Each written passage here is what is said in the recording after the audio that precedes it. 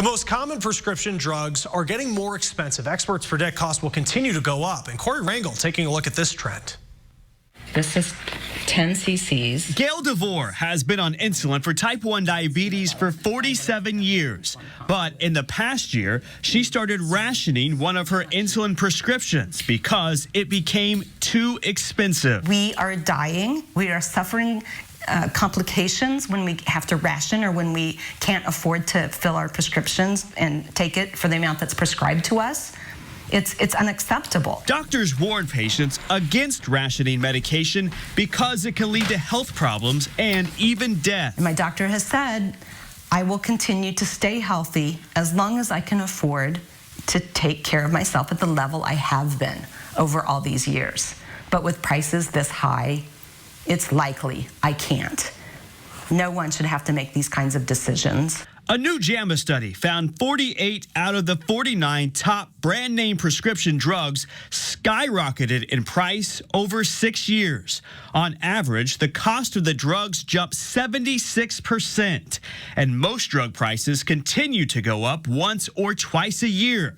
The report also noted that even competition did not keep prices from going up. Popular diabetes drugs saw large price increases despite doctors being able to prescribe them interchangeably. There has to be change. Otherwise, more people will die needlessly. Both Congress and the Trump administration have promised to find ways to lower costs, and several bills are in the works. But it's unclear what impact those bills would have since they're still being negotiated by a divided Congress. I'm Corey Rangel reporting. All right, Corey, thank you. And the prices just keep going up on smartphones, and that may make you hold off on buying a new one. But tomorrow here on The Now, we're taking a look at ways to make your old phone last longer. Temperatures tonight, they'll stay in the 60s. Our thunderstorm chances will increase overnight and into the morning hours tomorrow. Thunderstorms are likely. 82 degrees, your Wednesday high. A few of those may be severe. Rain chances diminish Thursday and Friday before rising over the weekend. More on that coming up. That's all for The Now, Indy. The news at 6 starts right now. This is RTV6 News at 6, working for you. Flying off roofs. Homeowners frustrated, and they reached out to Call 6 Investigates for help. We'll tell you what the builder has to say about it. A controversial issue expected to fill this Brown County Commissioner's hearing tomorrow. I'm Stephanie Wade with that story just ahead. Alleys are all over Indianapolis, but some are completely filled with potholes. And these potholes are so big that cars are being bottomed out. You can see just how much the plank moves back and forth into these holes. I'm Paris LaBelle, and we're going to the city to figure out why they aren't getting fixed. Tonight, we're focused on increasing thunderstorm chances. We'll talk about our severe weather threat as well. We now begin at 6 with Call 6 Investigates, uncovering a problem that's frustrating homeowners, especially when the wind blows. Right there, I'm missing shingles right at the top on the roof there. Homeowners across central Indiana are fed up with shingles flying off of their homes, so they reached out to Call 6 Investigates. Garrett Kenny, who is working for you tonight. As she uncovered, the homes in question were built by Atlanta-based Beezer Homes, and this is not the first time they've had this problem. Rob Reinhardt is seeing a familiar sight. If you look up on the shingles there, right there, I'm missing shingles right at the top on the roof there. A May windstorm tore off shingles at his house in Avon's enclave of Winton Meadows. It's scary because you don't know what's happening underneath the shingles. If it's causing water damage or wood rot or getting into the attic, you know, so it's scary, especially when you have kids with mold and things like that that could occur. How many times have you had to fix your roof? 5 times in 4 years. Rob's neighbor, David Helene, took this video after a March storm showing home after home with missing shingles. We had probably 50 to 60 mile an hour winds. The roof shingles look like this checkerboard, just flaps up and down. 30 miles away, homeowners in another Beezer community are banding together. They're having the same problem, this time in Noblesville's Lock Haven subdivision. You can see missing shingles as you drive around, and homeowners snapped these pictures from after storms. Stephanie Bain says she's filed multiple claims with Beezer. Within the first year, we started having problems, and they came out and they fix it and they patch it or whatever, but it's 9 times now that it's been patched. Some homeowners are so frustrated they filed insurance claims or even reached into their own pockets to hire their own contractors. They did it a couple of times. There's also times you just can't wait. You have to have somebody come out and do it, so you don't want to flood and then have a worse problem. I spent a couple of grand fixing it. We buy homes, we pay a lot of money for them. The expectation is we buy a quality product that we don't have to constantly repair based upon workmanship. And as a result of that, it takes our time and, in my case, our cash to fix a problem that shouldn't exist. Homeowners in both neighborhoods want Beazer to pay for new roofs, saying the shingles weren't installed properly when the homes were built. Oh, it's a headache. It's a total headache. They contacted Call 6 Investigates for help. But get this, we first exposed the same shingle problems in 2016, including in Rob Reinhardt's Avon neighborhood. That same year, Atlanta-based Beazer announced it would extend their shingle warranties from 1 to 4 years. We sent Beazer specific information about the problems in Lock Haven and the enclave of Winton Meadows and asked them what they're doing about it. Their response, we understand and regret that some of our homeowners have been frustrated that shingles have blown off their roofs during extreme wind events. The company told us they've responded quickly and completely to homeowners' claims. For homes that are less than 4 years old and still covered by the roofing system portion of Beazer's warranty, we continue to respond to each claim by replacing any displaced shingles. We do this completely at Beazer's own expense and at zero cost to our homeowners. Additionally, if a homeowner made a shingles claim during the 4-year roofing system warranty period, Beazer will continue to respond to any shingles claims made by that homeowner beyond the 4-year warranty period. The company also points out they have not delayed the process by blaming wind, the installer, or manufacturer. Call 6 checked with the shingle maker, IKO, and they told us improper installation, including inaccurate nailing or sealing, is a common cause of blown-off shingles. Call 6 Investigates also checked with the Attorney General's office and found since 2009, consumers have filed more than 160 complaints against Beazer, most alleging poor workmanship and failure to honor warranties. It's scary, so we need the resolution. Rob Reinhardt's already filed a complaint with Beazer and the Attorney General. Other homeowners also plan to file complaints with the AG. We just need to get a new roof. We need to get this taken care of.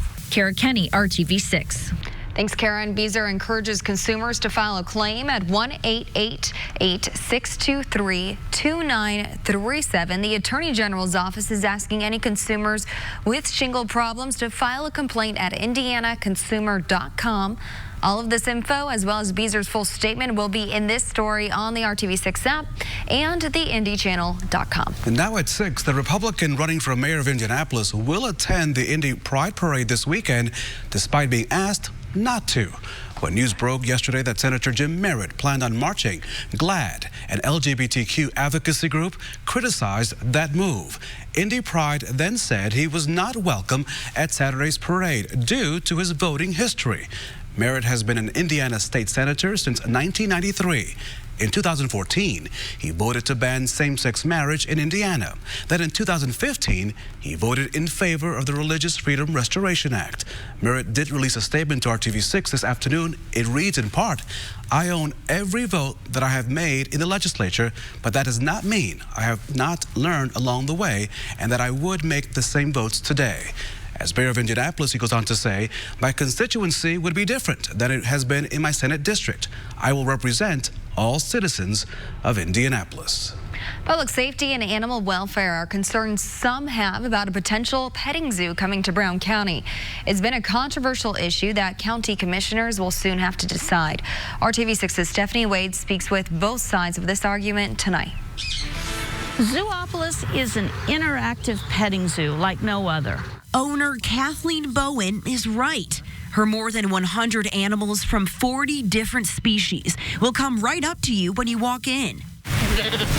Right now, the petting zoo is located in Bartholomew County, but Bowen wants to move it to her larger 5-acre property in Brown County. It's introducing a new type of business that we've really not considered here before. But to do so, she needs approval from county commissioners to change the zoning of the land. Bigger picture is how is this going to affect our animal control ordinance? And I think we are looking at it with a broader brush than planning and zoning. The vice president says she has never received so many letters, emails about an issue before, both for... Is it a huge economic win? No. But it's a nice little business that you've got a lady that's extremely passionate about what she does, and she's providing a great service to kids, because those are the ones that are really going to benefit from this. And against something. My biggest concern is that it's a public safety issue for people. Opponents fear if an animal were to get out or carry disease. Plus, a 9-month-old baby was recently injured by their wolf hybrid, as seen in these pictures. When you have a wolf hybrid that puts its mouth on a baby's head and then there are scratches. The wolf should have been on lead. There were things that didn't happen correctly to have this even take place. Bowen says her handler should have done a better job supervising how close the family was getting to the wolf, but denies the animal aggressively attacked the child. They have since raised their age limit to 12 years old. So 20,000 guests, 50,000 hours, and we have a minor scratch. Now, they have a lot to discuss here tomorrow morning. They're expecting this room to be full with people on both sides of the issue. We'll keep you up to date with what comes out of the hearing. Stephanie Wade, RTV6. Thanks, Steph. And tomorrow, the commissioners can either approve the zoning change, deny it, or recommend changes and delay the vote. They'll have to determine what kind of oversight the zoo would have, since they don't address exotic animals currently in their animal control ordinance. And now at 6, RTV6 is working for you. Tonight, there are more than 5,600 open pothole requests in the city of Indianapolis. Almost 37% of them are in alleys around the city, and some have been there for years. RTV6's Paris LaBelle is on the city's east side tonight, digging into why they have not been fixed. Good evening. Alleys are all over Indianapolis, and it's hard to see just how deep they are here on the camera, but take a wood plank just like this and move it back and forth, and you can see how bad they really are and why some people say their cars are bottoming out. On the city's east side in the Christian Park neighborhood. Oh yeah, it's been around for a while. Take a drive down one of the alleys and rate it from 1 to 10, 10 being the worst. That's a 9, and some's even a 10. I try not to go down them. Some of the potholes are more like craters. Well, you see, I drive a truck, so it's very bumpy, very bumpy. It's bumpy truck, but it's even worse with the alleys. Many families are forced to use the alleys to access their garages or parking pads. And take a look at the tire on our Honda CR-V. Now imagine a smaller vehicle, like a car. My granddaughter drives a little car like little Ford, and yeah, she's very scared of popping her tires. She don't hit the alleys at all. Teresa Montgomery says she watches over the neighborhood to try and make it a better place. My neighbors live there. She's 86, she's 91. I take care of them, and I watch out for everything for them. And Michelle across the street, I keep eye on all these houses. I sit in that window 24/7. But when she calls the city about potholes in the alleys, nothing ever gets done. The city doesn't care. I've complained and complained and complained. In fact, it's a problem that doesn't just affect the Christian Park neighborhood. Right now in Indianapolis, out of the more than 5,500 open pothole requests, there are more than 2,000 in alleys. No one cares anymore, to tell you the truth. So we went to the city, and they tell us in part in a statement. Transportation funding goes to name streets, which does not include alleys. The city says they're looking into this issue. They say anybody else who may have similar issues to make sure to report them to the MAC. The number's 327-4MAC. In Indianapolis, Paris LaBelle, RTV6. Still ahead on the news at 6, the impact one little boy made on Hoosiers and his home country of Afghanistan as we journey through 70 years of broadcast history. Plus, breaking ground on job opportunities in central Indiana, and the money you could make is nothing to ignore. And getting a call to the big leagues. 2 Central Indiana College baseball players now have pro careers ahead of them. Find out where later in sports. And we're still roughly 3 hours from the sunset, and I think we're likely to stay dry between now and then. Overnight, though, thunderstorms develop. 3 a.m., a few around. There's your 7 a.m. wake-up call with scattered thunderstorms. We'll finish that timeline and talk about a severe weather threat coming up. And Zaxby's. Hiring Hoosiers is our commitment to keeping you informed about job opportunities that could be perfect for you. Today, a California company officially broke ground on an $11 million manufacturing facility in Greenwood off I-65. California Custom Fruits and Flavors is a food processing company that develops and manufactures custom fruit and flavor ingredients for the dairy, bakery, beverage, and food service industries. They plan to create up to 24 new full-time positions by 2023. Starting pay will range from $20 to $25 an hour to $50 to $60 an hour for more technical jobs. You can find information about where to send your resume in this story on hiringhoosiers.com. And for 70 years, Channel 6 has been committed to bringing you the news no matter where it takes us. And so in 2005, that meant taking a journey to Afghanistan, all because of a little cute boy who won over Hoosier hearts. In February of that year, little Kudrat Wardak arrived at Indianapolis from Afghanistan. Thanks to the Indiana National Guard and Rotary, the little boy needed and received life-saving heart surgery at Riley Hospital for Children. Photographer Shea Goodpaster and reporter Stacia Matthews, they traveled to Afghanistan with Kudrat and his father, where they returned 2 months later. Doctors performed surgery, and he just became this chunky little boy. And I'd never seen the community embrace someone the way they did this child. He was, I don't know, infectious. He was just a beautiful little boy. And so they invited us to travel to Afghanistan, where he was to be reunited with his mother. Wonderful celebration. And 2 days later, the servicemen called a press conference. So we thought, oh, okay, we're going to hear an update about Kudrat. Maybe we get a chance to go and see him. And we learned he had died. They informed us that Kudrat had passed away this morning. I'd never seen an entire news conference audience break down in tears. So the reporters, the photographers, the servicemen and women were all crying. I mean, we all felt the pain. And from what I understand, people here in the Hoosier State felt the same way. And that little boy made such an impact on Hoosiers, including the Brownsburg couple who hosted Kudrat and his father Hakeem for 3 weeks following his surgery. And we have more details about them. Amanda, Jim, and Roberta Graham became his American grandparents. Since 2005, get this, they've donated $460,000 of their own money to help Kudrat's family improve life in their village. That money was used to build 2 solar farms, 2 clothing factories now owned and operated by widows there, and a school where half of the students are girls. It's called the Kudrat School. Jim Graham told RTV6 today that the Taliban have made 3 assassination attempts on Hakeem because he's educating girls. Hakeem received schooling and elementary education and is now a school superintendent. 6:17 on a dry Tuesday evening. We'll stay dry until probably after midnight. Notice temperatures lower 80s from Terre Haute and Bloomington on down to Evansville. A little cooler in the northeast portion of the state, 79 in Peru. Okay, clouds willing, and that's a big if. The clouds are breaking up enough. We should be able to see the space station fly over tonight. 9:52. Look to the northwest, about 30 degrees above the horizon. You'll pick up a steady white light, and for 4 minutes that will streak across the sky before disappearing in the east-southeast at 9:56. There's your challenge. The cloud cover may be thin enough in spots, so I pass it along. 79 in the Indianapolis, 81 right now in Bloomington.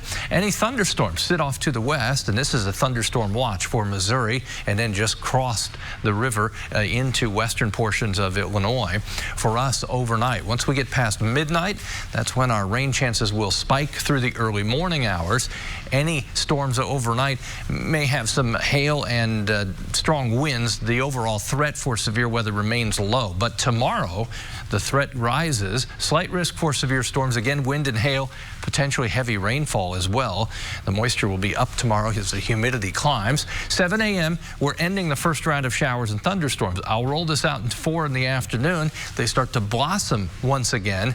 These may be intense. You see a little line here at 7 o'clock tomorrow night north of Indy. Take that to almost 9 o'clock right through Indianapolis, and then by by 11, pushing into southern Indiana and moving away from us. 82 tomorrow with periods of thunderstorms. Our rain chances much lower as we get to Thursday and Friday. The rain chances closer to the Ohio River will go up. Temperatures Thursday around to 83 in the metro area. We'll have lots of cloud cover, but again, not showing much in the way of any showers or thunderstorms. High temperatures from north to south won't have much of a temperature range. As you look at the weekend, rain chances are back up Saturday and Sunday. With that, I think we'll have the isolated severe threat as well as heavy rainfall potential. And the 7-day forecast, we'll get to some dry weather early next week, but still a chance of thunderstorms Monday, then dry on Tuesday, and 79 degrees. Nothing too warm, nothing too cool. We're kind of in the middle. It's just we can't shake the chance for rain. Kevin, thank you so much. All right. Hey, Brad. Hello, team, and good evening, everyone. The Colts are still a week away from their mandatory minicamp. Andrew Luck will miss another week of on-field work this week with a calf injury. Coach Frank Reich said again today that if it were the regular season, his QB would play, but for now, he will not. Meanwhile, here's a look at the start of this week's voluntary OTAs. Most of the roster accounted for. That includes backup quarterback Chad Kelly. Last week, he was suspended the first 2 games of the season, some sort of violation of the league's conduct policy. There has been solid turnout during this past month of workouts. While many teams struggle to get their top players out before June, the Colts seem to have a group that's enjoying the work so far. I think it's a credit to the locker room leadership. The guys want to be here. And I just think it's the culture that the guys have set here. And relatively speaking, I think our attendance is way above average. And so I'm very happy with it. And we really don't try to send any hidden messages. You know, so it's all just give Chris and the scouts a lot. We get guys who like to practice. Minicamp goes Tuesday through Thursday of next week. Connor Daly's performance in the Indy 500 has earned him another drive. Daly will drive the number 59 car for Carlin Racing at Texas for the IndyCar race this week, and he's subbing for Max Chilton. Daly finished a career-best 10th at IMS, flirted with a podium finish until late. Chilton will not race any of the remaining ovals this season. Tonight is the opening night of USAC's Indiana Midget Week, one of the biggest set of races on the national calendar. 6 tracks in 6 nights. Starts tonight up at Montpelier Speedway. NASCAR star Kyle Larson will race there, and also tomorrow at Gas City. Spencer Baston took the Midget Week title last year as he accumulated the best results combined for the week. Racing starts most of these nights around 6. Lincoln Park Speedway in Putnamville on Thursday, then Bloomington, Lawrenceburg, and Kokomo to finish it out. They will crown a champion on Sunday night. Some great action at any of these tracks if you get a chance to make it out. Major League Baseball holding its draft this week. A pair of players with local ties heard their names called very early in the process, and that's a very good thing. Butler University pitcher Ryan Pepio selected in the 3rd round by the Dodgers, the highest ever selection for a BU baseball player.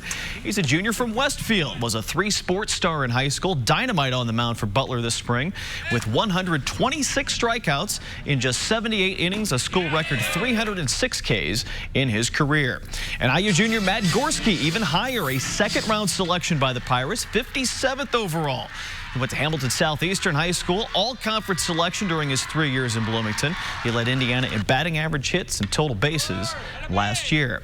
And join us tomorrow on the news at 6. We're going on the road with the Indians. We'll be live in Louisville for the final game of a 3-game series. Looking forward to a fun night down there. We'll see you then. Time for a final break here. Back to the desk to wrap up this edition of the news at 6. Next.